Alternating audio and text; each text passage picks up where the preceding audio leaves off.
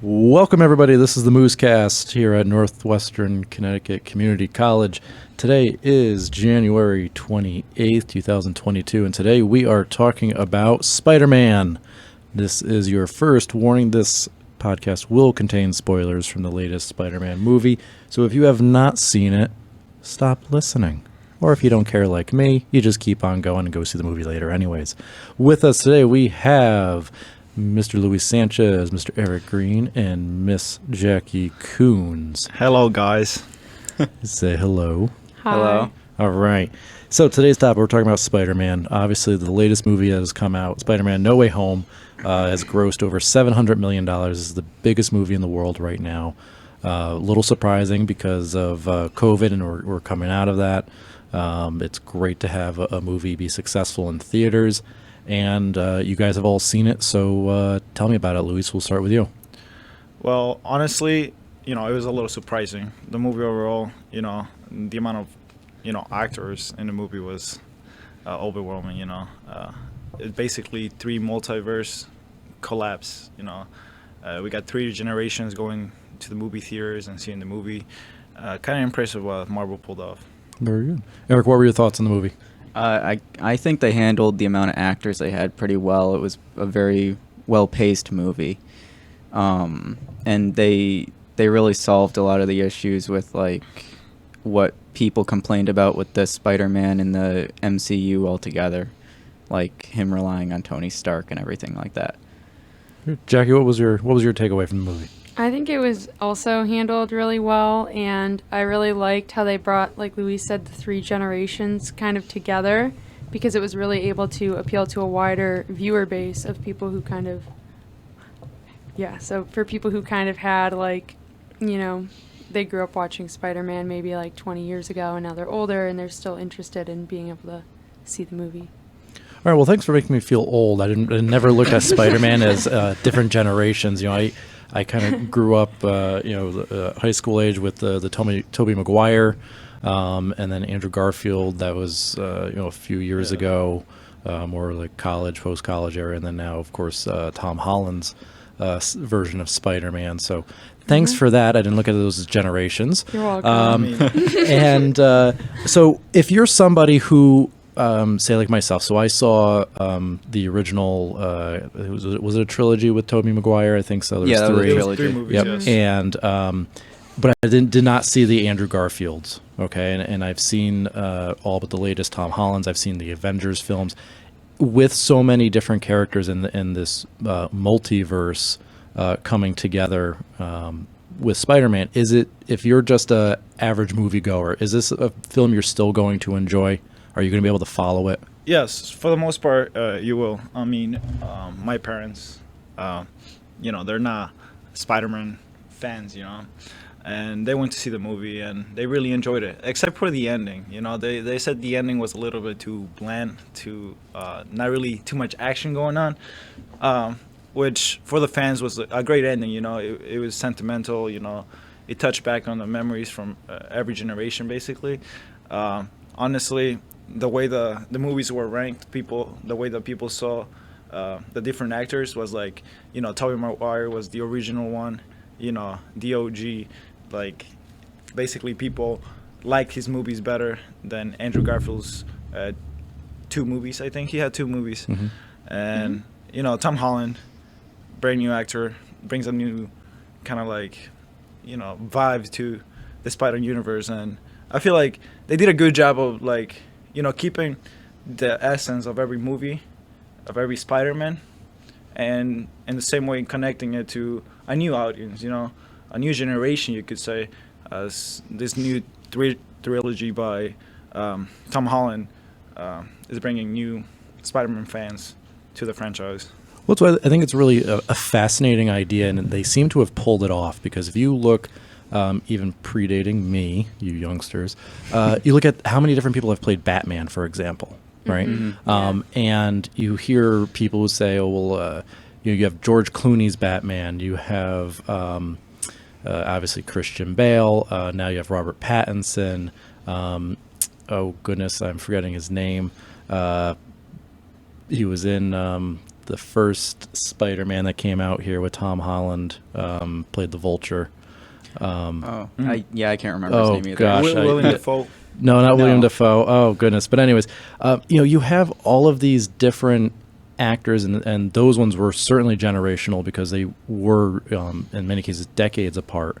And I think Ben Affleck also has now played Batman. And so you have fans of that series who are looking at this and saying, okay, well, I didn't like that one. I did like this one, but and you have the same repeat villains in Batman that keep coming up at different people playing them, and it's almost like they keep beating the same drum over and over, just with different actors and actresses. But Spider-Man now has kind of been able to take these different actors, different series, and mush them together in a different concept, where I don't think Batman's going to be able to do that.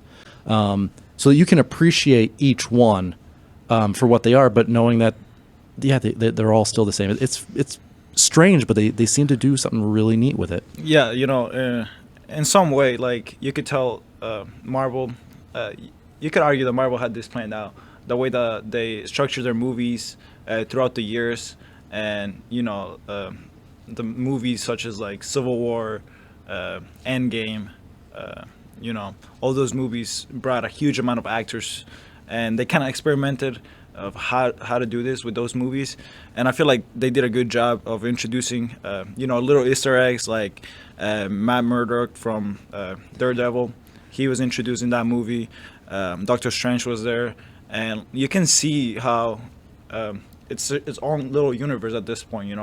All the Marvel universe are connected to each other, and who is it to say that sooner or later we will see the X-Men there, as Disney, owners of Marvel, just acquired the rights of those characters too. So it's exciting for the Marvel universe. We'll see how many people confuse Deadpool with Spider-Man. Eric, what were your thoughts? So I thought I think I really like how Spider-Man in the past has never really repeated villains. They've always gone with a different villain for each movie, and even with the different trilogies. And in this movie, they all come together, and I think they all get a pretty good ending, especially with the Spider-Man. Tobey Maguire he got his trilogy, his full trilogy. He got a good ending in that, but there was a nice little scene with him and Doc Ock, and he's like, oh, you got so big, and like you're all grown up now, basically. But with Andrew Garfield, he was supposed to have a third movie, I'm pretty sure, and he got that taken away because there wasn't a great reception to his other two. So he got a good ending, just like they left his character alone before this movie, and when they brought him in this one, they gave him a nice ending, and it was very they did it well. We got the ending that he deserved. Yes. That we never got. Yeah. Yep. Also, it is kind of cool how the Spider-Man movie kind of explore, different aspects of people's life. We get Tom Holland as a teenager, going what a teenager usually goes through, the pressure from school, a lot of pressures that teenagers nowadays go through, social media is a big factor, mental health. Like, these are topics that are coming out for our generation that were never really talked about to this extent. So it's cool how the movie kind of explores this. And then we got, Andrew Garfield's role. He's more like in a later stage of his life, not so old as Tobey Maguire, but you can tell that he's in his late 20s, early 30s, and he's haunted by seeing his girlfriend die. And you can see this being brought out throughout the whole movie. And then we get Tobey Maguire, a little older in the character. More people, older generations can relate more with this character. He's kind of like been through all of this and kind of accepted his role as a Spider-Man. So it's kind of cool how the movie touches all those different aspects, the ages, and. Mm-hmm. And now, does the film? I'll says it to Jackie to spread around here. Does does the movie address the fact that obviously Tobey Maguire is far older now? How do you think they handled that well, or are we all supposed to believe that he's still the high school kid, even though he's probably in his 40s now? I think they really did handle that well, and I think it was obvious that he was kind of intended to be a little bit older. Like, I never really perceived him as being in high school. But I also think that in the movie they just did a really good job with that, even kind of differentiating the personalities. Like, even though they're all supposed to be the same character, Peter Parker, Spider-Man, they all are kind of just different and bring different things to the table, which I think is really interesting about the series. Yeah, and with Tobey Maguire being much older, they actually do kind of touch on that. Like, Yeah. there's a scene where he wants Andrew Garfield's Peter Parker to crack his back because he's having like lower back pains from swinging. That's true. Don't get older, guys. So yeah, they do touch on how he's not a young high school kid and how Spider-Man's actually taking a toll on his body. And so you have these three characters that are coming together. Let's talk about, so they're obviously the good guys, right? Let's talk about the bad guys. Oof, Okay? the bad guys. Or the antagonists here. You know, I feel like the villains in this movie, great supporting characters. Honestly, Willem Dafoe with, the Goblin role, amazing performance. I think he's one of the greatest actors, in the movie industry at this point. Just the way that he portray this character, it's not just the fact that he became bad, but there's more into it. There's a lot of mental issues going on. There's like a personality disorder going on, and you get to feel bad for this character. You get sympathy with this character, and which is a pretty cool way the movie, the director tries to persuade the public, kind of like start liking this guy, but at the same time he's still a bad guy, and there's always that going on. And I think the way every supporting character, like the villains, like it was great. It was great. And so did they match up? So you have one. So you have three Spider-Men. Are there three villains? One that kind of match up to each one that have returned? Is there new villains? So Tom Holland's Spider-Man doesn't have a new villain. It's just the five from the other movies. But they all...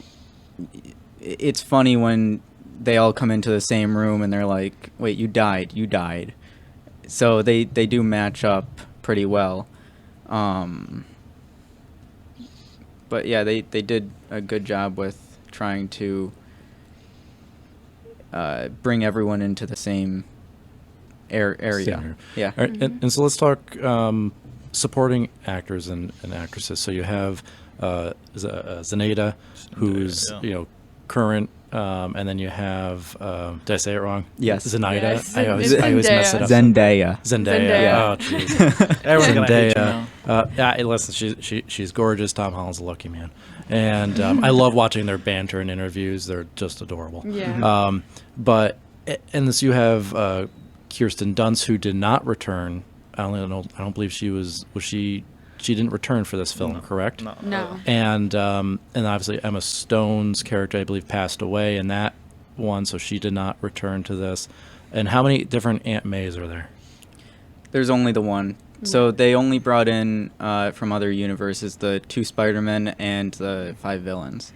Okay. Yeah, it was kind of cool how they did this, and Doctor Strange gets involved. There's a little bit of explanation that goes behind how this happened, which is cool. I don't want to spoil the whole movie for people that haven't watched it yet, but Well, there's a spoiler warning. yeah, but like That's okay. I feel like that's like a main, Yeah. main plot that like And- it kind of like will ruin the movie if you know. But Yeah. also like it is cool how Marvel and the directors of the movies kind of like set Tom Holland for each movie to be set 1 year into his high school career. It's kind of neat, you see you see some growing in Tom Holland's character, each year, like you can see him maturing as a person and as a hero. Mhm. And I feel like the personal development is really important, and the movie does a great job touching on that. You mentioned there's a lot of characters. I mean, so your casual Avengers fan. All right, now obviously Spider-Man is included in that, although he's a DC character, right? No. Or no? No. Okay. Wasn't there a thing with Disney though with Spider-Man? So And Sony owns not the DC. rights. Sony owns the to rights. Spider-Man. Okay. Yes. Yeah. And Sony tends to do more of the DC films, though. Correct? No. No, No. No. Okay. Who does the DC films then? Warner. Warner. See, there's too many. This is where like if you're not a comic book fan, you have no idea. Yeah, No yeah. idea. Yeah. how this It works. becomes a little bit It's like very confusing. complicated. Yeah, it's complex. At Who one point. owns the rights to these characters? Okay. Yeah. So, so you have the Avengers, right? You mentioned Doctor Strange. Where does that fit into? Where does this film fit into the last big Avengers genre? So the movie set after the events of Endgame and the movies, the fight Mm-hmm. against Thanos and all of that. The movie set after that, Tony Stark is dead. Mhm. So Spoiler. spoiler. So, Although apparently it seems like we can bring anyone back now, so it's fantastic. Yeah. Yeah. I mean, a lot of fans were mad about that, because of the fact that like now everyone can come back. But I doubt Tony Stark is gonna come back unless something big happens. But yeah, you can kind of see like the father figure that Spider-Man had with Tony Stark is gone, and it's him trying to deal with that, and the pressure from school, him going to college. There's a lot of like outside pressures that attribute to him like going to Doctor Strange and Spider-Man has to grow up. Yeah, Spider-Man has to grow up, and the movie like does a great job, like I said, touching on that, like the growing up part, and a lot of viewers can feel really related to this. They, especially me myself, I can kind of like you can kind of see yourself, going through that. Except you're not Spider-Man, but you see yourself, growing, and the pressures from the outside world, and what to do, and what to do for you to be successful in your mind, and the goals you have to set. All of that goes. It's touched in the movie, and I think a lot of like young viewers and teenagers can feel identified with that. So let's talk about what was your favorite scene. What was your favorite moment in the whole film? We'll start with Jackie. My favorite scene was probably the ending because it was just kind of sad, but it also makes you look forward to the next movie because it kind of leaves you on, I guess, a bit of a cliffhanger. I don't want to like spoil it. We gave a spoiler warning. It's okay. Yeah, okay. It's okay. So basically, like, Tom Holland Spider-Man makes everybody forget, like, who he is. So his girlfriend, MJ, Zendaya, she forgets who he is. So he kind of goes into, like, this coffee shop, and he orders a coffee, and it's really sad because she doesn't remember him at all. But he's trying to get her to remember him, and he has this letter he was going to give her, but then he decides not to. And he walks away from it, so it definitely makes you excited to see how they're gonna like bring that back in the next movie, and if he's going to get people to remember him. Can't you just go to Doctor Strange and be like, "Yo, fix this"? Well, That's Doctor what I Strange was forgot thinking. him. It did not work in the Yeah. first Doctor place. Strange forgot him. Yeah, he made him forget Wow. him. Everyone forgot Peter Parker. Everybody. No one knows who Peter Parker is. What about Aunt May? There's Spider-Man. Aunt May's dead. She died. I know that. Yeah. The new one? Yes. Yeah. Oh no. That, You know how He Uncle, died. Uncle Ben dies all the time? Yeah, in he the died. Other movies. Yeah, they just switched that now. They Yeah. Okay. Aunt May is the, with a great power comes great responsibility. Oh, Yeah, boy. she had she that gave line. that Okay. line. Yeah. So. All right, I feel like if you're gonna go out, you get that line. It's a trade-off. Yeah, Yeah. exactly. Yeah. They Yep. kind of switched it up in this movie too, which was kind of cool. They did really good with her death too. Like, You were not expecting it, yeah, you Yeah, really, no. you really weren't. It was shocking. Clearly, I wasn't. Eric, what was your favorite scene in the movie? My favorite scene was when Peter Parker helped fix Doc Ock, because in Spider-Man, one of the Tobey Maguire Spider-Mans, Mhm. the reason that he's insane and that he's a villain is because the chip on the back of his arms basically broke and the arms control him. Mhm. So Peter Parker fixes that, and it's like it's just a very like good scene, because at the end of the Tobey Maguire movie where Doc Ock dies, he does kind of have a redemption arc, and it's good to see them actually do a redemption arc for Doc Ock in this. I feel like my favorite part of the movie was definitely like the Green Goblin. Like I said, Willem Dafoe did a great job with this character. The way that he got into the character, you can kind of compare it to not necessarily that big of a role, but close to the Joker, the movie, Yeah. and how he portrayed the Joker. There's a lot of underlying health problems, like mental problems that went behind the character of the Joker. In the same way, the Green Goblin, like, there's a lot of like issues in his head, like, and you can kind of like see where he's coming from. You can kind of see why he acts the way he is with his health problems, and I think he did a great job touching on every single one, and like the different personality disorders he has, and how like he's living a two personality, like he's having two personalities at the same time. He did a great job, just overall in this movie. I think like he should win an Oscar for like the supporting actor. Like it was that great of a. Yeah. Well, that seems to be a theme in why some of these, comic book films are becoming bigger and bigger. Is that the storytelling is getting better. It's not just what you expected, which was good versus evil. This is the good guy, this is the bad guy. It's really diving in and drawing a lot of parallels that people can relate to. You talk about the Green Goblin and his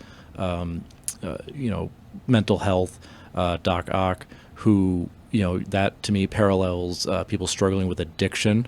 Literally have something on their back that they can't get off that's controlling them, and it really brings a lot of complexity to these characters, and that seems to be what's driving a lot of these stories. Instead, it gives another direction to go, and you have redemptions, and it just makes for better storytelling. It's been a lot of fun. I think that was one thing that made the Avengers series so good, with Thanos, and sometimes you can sit there and go, I can kind of see where Thanos is coming from. Maybe it's not right, but it makes you ask that ethical question. Yeah.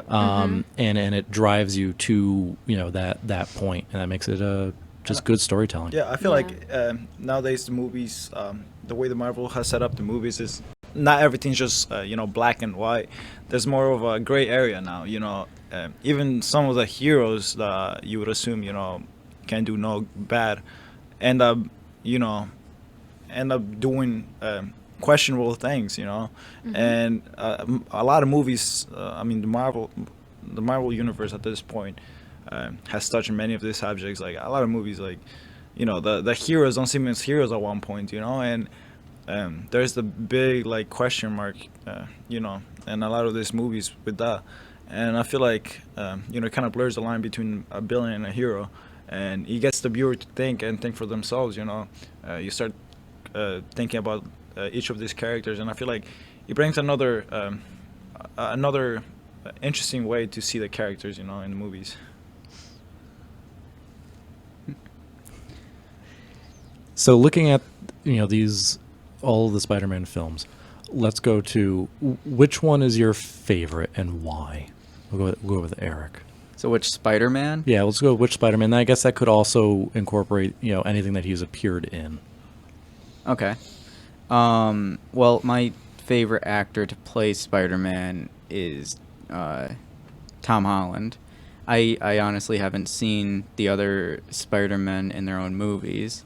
I've seen clips and everything, but he's my favorite, and the way that they portrayed him in this movie, it's less of him being Tony Stark's sidekick and more of him being Peter Parker. He's growing up. Yeah. Yep. Jackie, which one would you pick that you enjoyed the most? I haven't really seen the older Spider-Man movies either. Stop calling them old. I think I saw them when I was really young, but I just don't remember them. That wasn't much better. Thank you. So my favorite is definitely the Tom Holland ones, and the most recent one, the one that we're talking about, is probably my favorite. I mean, I liked Homecoming as well, but this one was really good. I've watched. I'm kind of like a anime / superhero geek. I like watching a lot of superhero stuff. But I honestly like the Andrew Garfield 2 movies that he did. I feel like for me at that point, I was young. You know, it was my first introduction to Spider-Man. You know, Tobey Maguire was a little bit. You know, when that movie came out, I wasn't even born, I think, and It was 2002. yeah, I wasn't born then. That's okay. I was a freshman in high school. That's fine. Yeah. Yep. Thanks. for that. 2003, you know. Yep. But Andrew Garfield was my first introduction to Spider-Man. You know, of course, I watched the what's his name? It's the tip of my tongue. Tobey Maguire Tobey movies. Maguire. Yeah, I've watched his movies. I felt more connected with the Andrew Garfield movies just because of the fact that they were a lot more recent at that point. And I really like Tom Holland. You know, now that I, you know, a lot older and get to see the movies in a different way. I like what Marvel has done with the movies. You know, every movie has, you know, kind of surpassed. But the latest one, you know, the big blockbuster movie, it's great. You know, it's a great movie. Every Spider-Man fan wants a movie like that. You know, they brought the best of every world, and you know, ended up being, like you said, the most viewed movie in the world for a reason. You know what's really interesting is so obviously the latest one, Spider-Man: No Way Home, has been the largest grossing film, but the Spider-Man, so not the original Spider, I don't want to confuse with it, but the first Spider-Man movie with Tobey Maguire is actually the second highest grossing, with 400 million, and Far From Home came very close with 390 million. But it's interesting to see how differently the films have changed, but which ones you know have held to be more interesting than other ones. With Andrew Garfield's The Amazing Spider-Man's coming more towards the bottom of that list. Sorry, Andrew Garfield. That's probably why you didn't get a third one. Yeah. But you know, for me, I've enjoyed the new ones, and not having seen the latest, but the two with Tom Holland. I think he's done the best job. I just like his character. I've enjoyed it in the Avengers movies. He's quirky. He's funny. You know, Tobey Maguire's character at first is kind of, he's pretty nerdy, but not in a fun way like Tom Holland is. But two very different films. So for Marvel to be able to combine all of these into one movie and have it come out where fans love it is a huge challenge. When you look at the division with amongst say like the Star Wars community, who are so fractured. It seems like you can pull some things in and they're great, and then some things people are like, "Oh, I hated that." And Marvel's on a good stretch right now. Yeah, and I feel like the great thing about Spider-Man is, you know, like a lot of people, it doesn't matter the race, the place you're from, can identify with this character, you know, and you know. I feel like that's the great thing. And I feel like in future movies, we'll get to see different Spider-Mans. You know, there's a different multiverse that could be explored. You know, there's Miles Morales, Spider-Man. There's Gwen Stacy Spider-Man. There's different Spider-Mans. And I don't know if you guys seen the movie from Spider-Man, the animated movie with Miles Morales. Into the Spider-Verse? Yes. Great movie. One of my favorite movies of all time, too. That way that they did the movie, the animation was great, you know, and I feel like if we get to see that in live action, will be great, you know. I feel like that can be the next step for the Spider Universe, you know. And with new Marvel movies coming up, we'll get to see more of where the Marvel Universe stands at this point. You know, there's a lot of new things, like the Shaolin movie came out.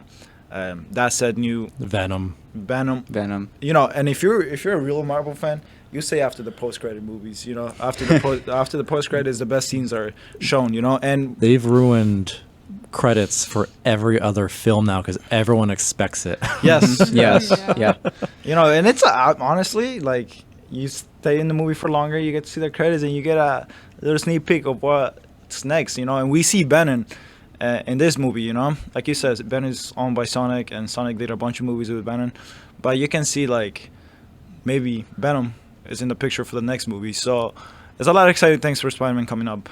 So Yeah. we'll end on this question. Who do you think you would want to see to be the next Spider-Man or Spider-Woman?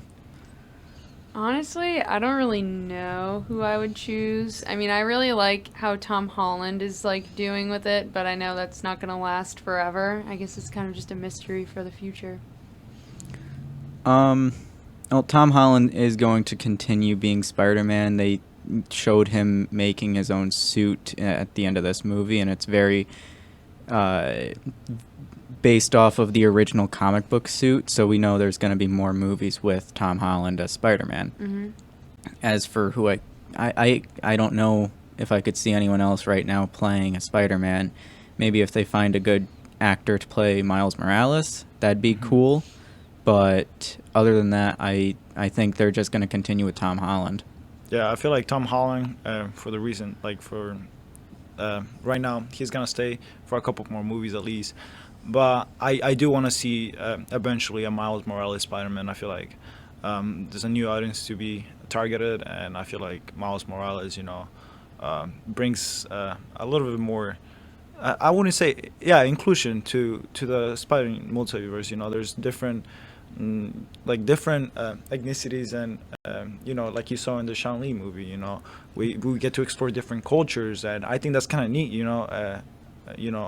Opening up to different parts of the world where that could be more to be explored. And I think Miles Morales, I think he could be the next Spider-Man, but we gotta find a good actor for him. Right. Tom Holland has set the bar really high. And anyone can get bit by a radioactive spider, right? Yes. Yeah. So, I mean, Yeah. we could be looking at Spider-Men.